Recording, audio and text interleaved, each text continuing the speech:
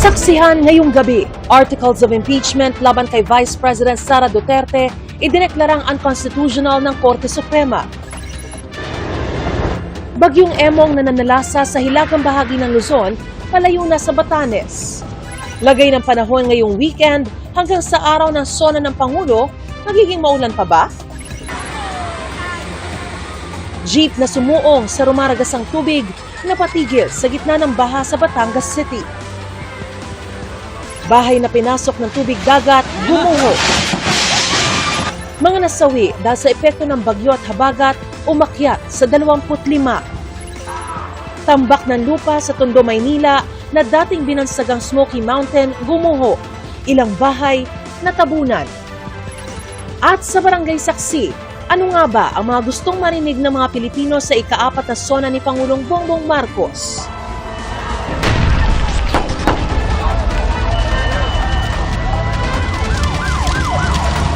Sama-sama tayong magiging kakli.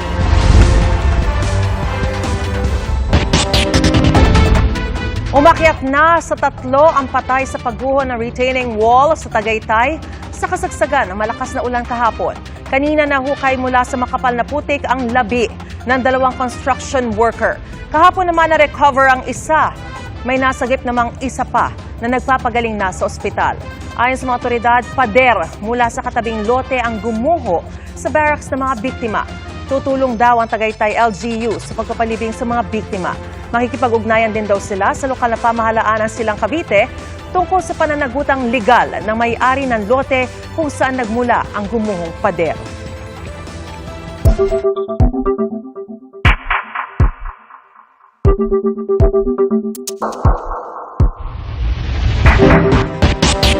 Paglabag sa 1-year bar rule at paglabag sa right to due process. Yan ang mga ipinuntong dahilan ng Korte Suprema kaya idineklara nilang labag sa saligang batas ang articles of impeachment laban kay Vice President Sara Duterte. Pero ayon sa Korte, hindi ibig sabihin ito na absuelto na ang Vice President sa mga reklamo laban sa kanya.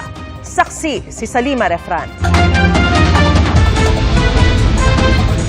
In a unanimous decision today, July 25, 2025, the Supreme Court en banc declared the articles of impeachment against Vice President Sara Duterte unconstitutional.